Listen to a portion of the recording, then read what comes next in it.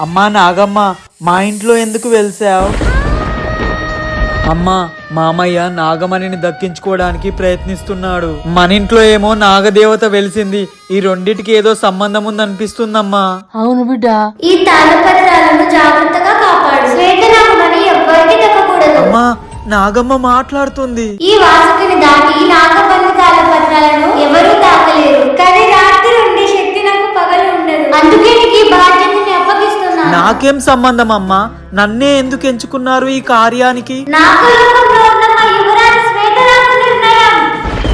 నాలుగు దిక్కులి నువ్వే దిక్కని మొక్కే నాగమ్మ.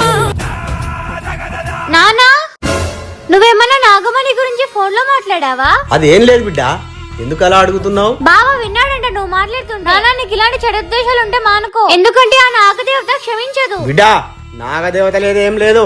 నాగమణి మన చేతిలో ఉంటే లోకాన్ని శాసించే శక్తి మీ నాన్నకు వస్తుంది. ఏంటి, నాగదేవత లేదా? నాగదేవత ఉందని ఇప్పుడే నిరూపిస్తా. అమ్మా నాగమ్మ,